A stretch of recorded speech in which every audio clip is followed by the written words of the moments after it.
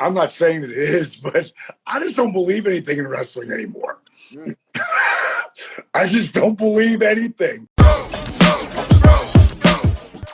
All right, let's do this. Let's do this. All right, so let's start off with the bro, my God moment of the week, and that is the Shane McMahon situation. A lot of stuff going on, lots of reports going on with what in the world is Shane McMahon doing. He was sent home reportedly. He was in charge. Tyson Kidd, TJ Wilson, he usually does a lot he usually does a lot with the production when it comes to producing the matches, specifically the Royal Rumble.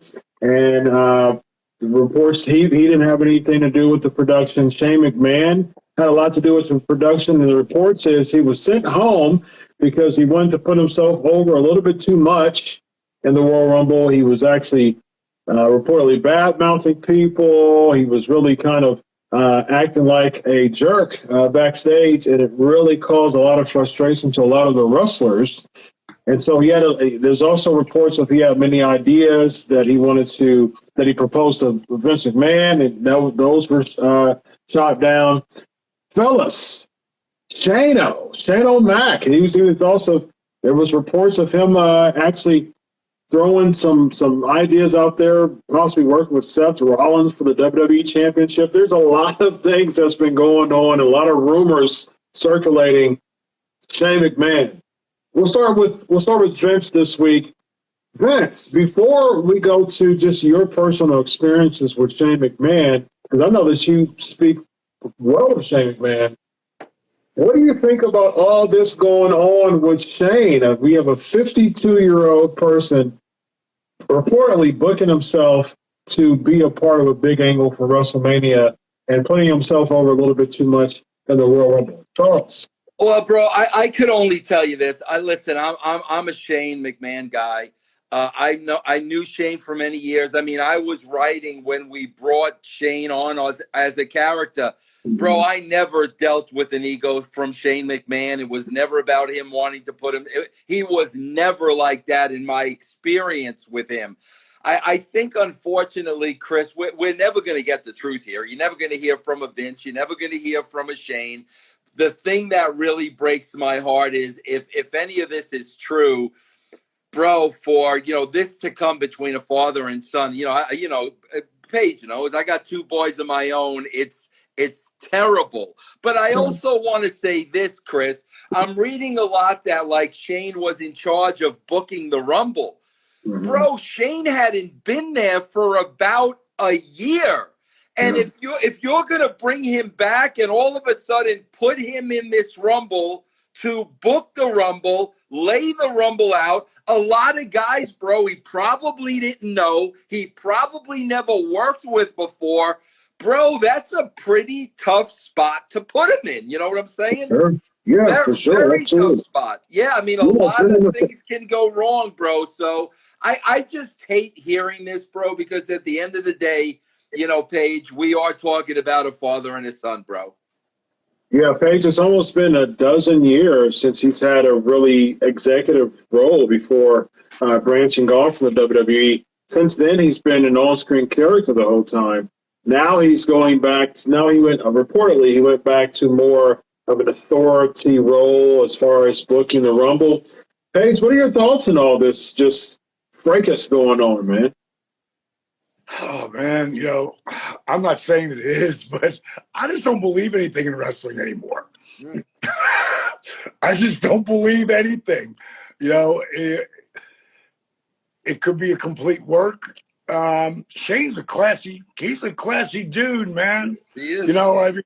Every experience I've ever had with Shane McMahon been straight up, man.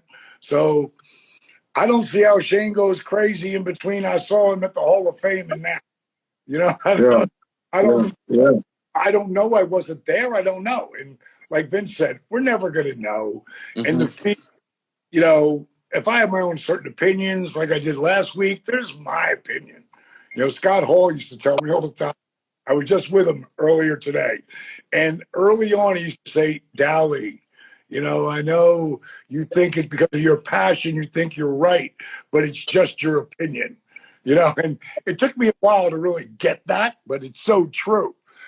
So in this scenario, my opinion of Shane McMahon is really is up there. So I didn't see it. I can't, I'm not going to let some dirt sheets and people talking smack like taint that, because I don't know what happened. I wasn't there. Do I think it could be a work? Part of me. I don't know for what reason it would be, but who knows?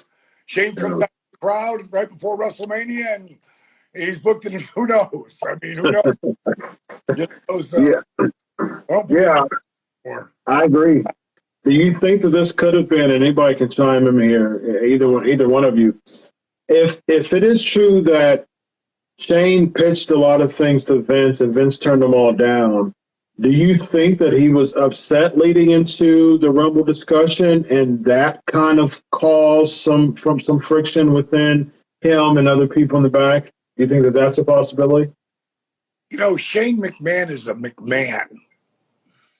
I only see a very choice few people creating any friction with. I mean, and I'm talking about the elite. Just happy to be there still.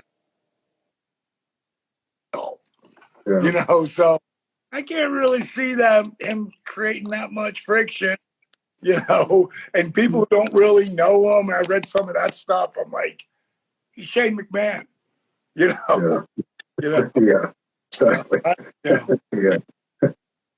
So let's go going down memory lane. So Booker T, five-time. He wants to get back in the ring and face Roman Reigns. And there's been many, many times over many, many years and many, many interviews that he said that, look, I'm done with wrestling. I'm through with wrestling. I'll maybe put my tights on a time or two with my company, Reality of Wrestling, in Texas. But other than that, when it comes to a big stage, I'm done.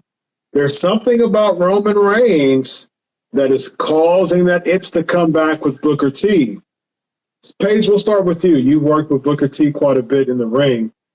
What do you think about Booker T's desire, to get back in the ring? And also share with me, in your master storyteller way, share with me a Booker T story or two.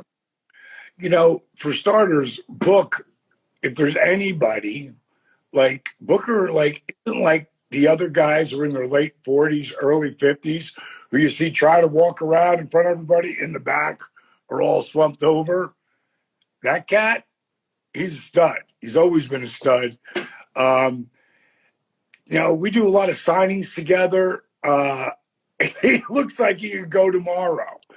You want to waste those matches on a bunch of little matches, or do you want to have one big match? Like Roman is producing and has been for years at a main event level with everyone. And, I think that it could be, something that people would definitely want to see. And I know Book's got enough in the tank to deliver. One more really big one, maybe a couple. I don't know. But again, it does wear your body out. So, Book is such a natural. There's times when we were working in the ring and there were things we had worked together so much at one point in WCW that I can remember, getting shot off, doing a reverse and flipping around. And I don't even know what the hell we did, but we landed perfect. I go, I don't even know what that was, but that was pretty. And one of my favorite moments with Booker and Stevie was me and the Big Show against, the Harlem Heat. And there was a deal where I made the tag and showed, the Giant, then, later Big Show, later Paul White, them two guys. And Book was about 260-ish, and Stevie was over 300. And they are just beating down, Big Show. And I'm with Kimberly. I'm on the side, right? Like I'm just made my tag and laid over. And Show does this, and them guys went flying. Now, I'm sure they added a little bit, but Stevie wasn't adding that much, but they both went flying. I looked at Kimberly, I go, did you see that? Oh, my God. Book's just a natural, man. He's a natural, and I'll guarantee you, if Stinger can still get in the ring and go, Booker T can go out there and steal it too. Yeah, yeah. Do you see, is a match with Roman Reigns feasible nowadays? Do you see, how do you see that coming about, as far as a Booker T versus Roman Reigns match? I don't see it at a WrestleMania. I see it as something before that, and I don't know how they'd pull it off, but if Vince sees something there, then it can turn into something. That's Yeah. I think there's an easier way to I think there's an easy way-ish to pull it off. He's usually on the pre-shows doing the part of the commentary team on the pre-show. Either Reigns can, have an interview, or, they usually bring in pockets of wrestlers throughout that pre-show. Roman Reigns can be one of those wrestlers. Booker T says something that offends Reigns, that could start something, in that way. Yeah, that's easy, but it's not a WrestleMania match. No. But it would be a hell of a match on any other card. Yeah, I agree. Vince, you were instrumental in making Booker T, as far as the booking wise, he did it. I mean, he's a heck of a wrestler. He's actually in one of my top 5 all-time favorite wrestlers. Booker T is. So but Vince, you were instrumental in seeing the talent that Booker T had, both as a tag wrestler and eventually spawning off and into becoming a single star. You saw that, and you saw that enough to make him a main event star, to book him into be a main event star. What exactly, Vince, did you see in Book over all the talent, throughout all the talent that's on the roster at that time?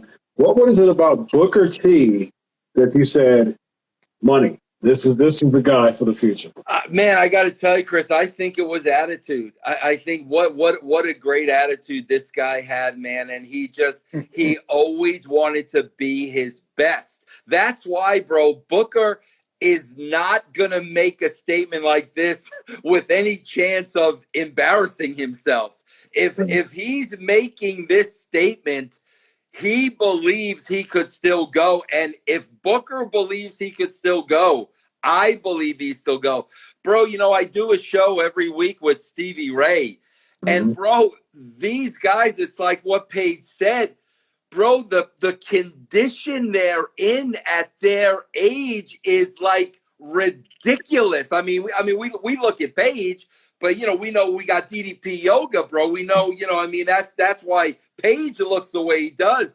But, bro, these guys look like they left the business yesterday. Yeah. So if Booker is saying that, that's telling me he feels good. His body feels good. Bro, he would never go out there if he didn't felt he could deliver. So for him to say that, I'd like to see it. Yeah, agreed. Let's land the plane, fellas. Let's talk about the low, bro.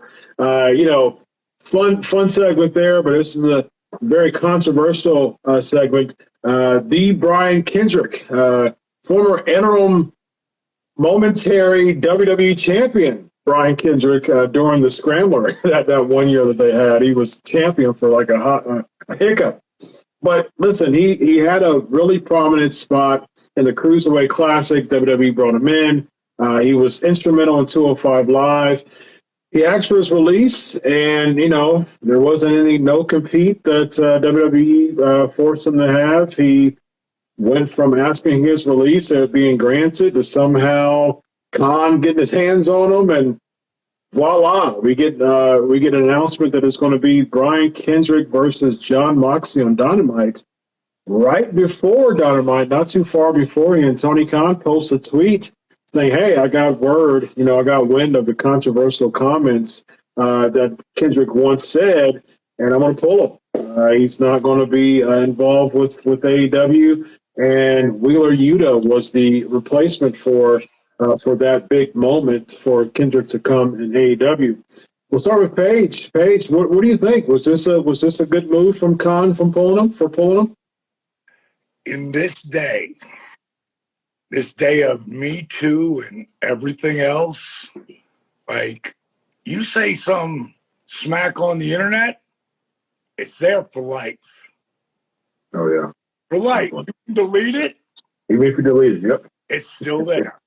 People will screen grab it. Absolutely. Yeah. One of the reasons why, if I have something negative or in your face to say, I'm going to say it to your face.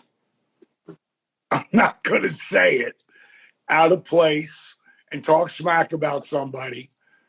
I'm going to say it to their face. I just don't. It doesn't behoove you in any way to talk negatively about anybody. It doesn't. There's nothing positive about it. I've never agreed with it. Other guys will do that. I'm not. When you see open feuds, I avoid them. It's like it's not worth it to me. Like there's certain things I believe in, I don't talk about because I know it's going to get everybody doing this. And when I haven't seen what was said, but I saw what Tony said, and that there was anti-Semitic things like that. Like there's, he might have been just being a heel, but if it was in the 70s, you're going to get away with that stuff. In the 80s, maybe in the 90s, but today, if it happened in a couple of years, it's following you. So anybody who's watching out there, like, just know, say what you want, but that smack's going to follow you everywhere. Yeah, and this was from a while ago. I mean, he was making statements about the Holocaust and gas chambers and things like that, and it was extremely controversial. So, none of that's good. Why don't you get into slavery and all that too? You know what I mean? Right. Do it all. Because it just doesn't. From the gay bashing to everything, it's just not worth it. Everything follows you. And if you have those feelings, if you want to be an entertainer, you need to keep your mouth shut and learn to live with people. I mean, I since I was a kid, man, I don't give a damn what color you are, what you are. This is just me. And I get along with everybody. If someone's nice to me, I'm going to talk so nice back to them. Someone talks smack in my face, well, then they're going to meet Diamond Dallas Page. But I don't want to be that guy. I want to be the good guy. And that's how anybody who is thinking there's a way to heal on somebody and not do that. And today's age, not a good move, man. Yeah. Vince, what do you think, man, from all this? I think a lot about this, Chris, because, again, this is another guy that I worked with at TNA, and I loved him. I loved him, bro. Brian Kendrick is one of the nicest guys I ever worked with. Bro, we're talking about conspiracy talk from 11 years ago.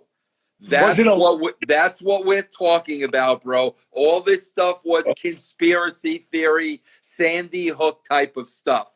Listen, bro, there is not one single person, bro, walking this planet who hasn't said something in their life that they regret. Not one, bro. We have all said things throughout our lives that we regret, we can't take back. All we could do is apologize and move on. I am a big advocate, bro, of forgiveness. Why? Because I know we all F up. Every one of us F's up. And I mean, I don't want to go religious on you, Chris, but when you talk about you can go religious on a religious man, for sure. That's what Jesus died on the cross for goodness sake, for our forgiveness. But here's another pet peeve I have too, Chris, that's really bothering me. When somebody, offends somebody or a group of people or whatever, bro, you can't have rules for one person and different rules for the next. You can't suspend one guy and fire another guy. Like, bro, and listen, Tony Khan's done that. Sammy Guevara got himself in some trouble. Sammy wasn't fired. Sammy was suspended. Sammy had to go for some type of training. But Brian gets fired over comments from 11 years. That I don't agree with, bro. It can't depend on the talent. If we're going to have a stance, then we have to have a stance. But like I said, Chris, I am a big advocate in forgiveness. I think our country has forgotten how to forgive. Let me interject on that. First of all, I didn't know it was 11 years ago, but that's the perfect thing of what I was saying. It doesn't go away. Right. It doesn't go away. Absolutely not. Right. I don't know him, but,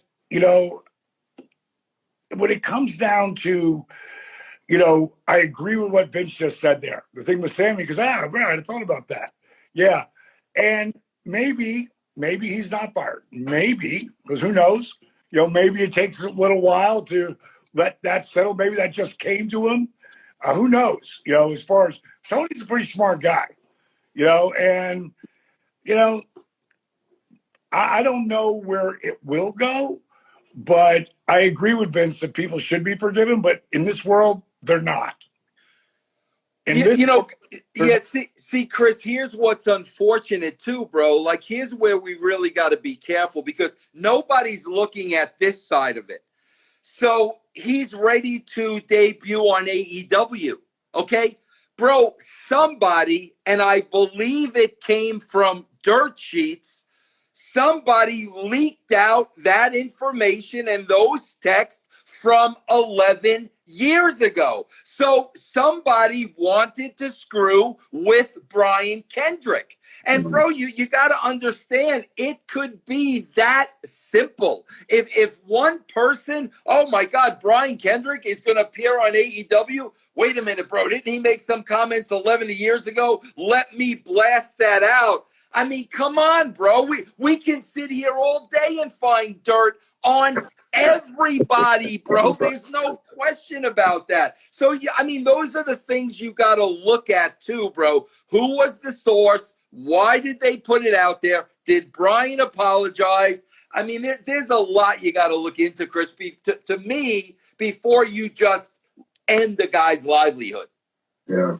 Ladies and gentlemen, with that being said, I'm going to turn the floor off. I'm going to turn the floor up to you as a viewer. We're closing up, but I want to continue this conversation on YouTube.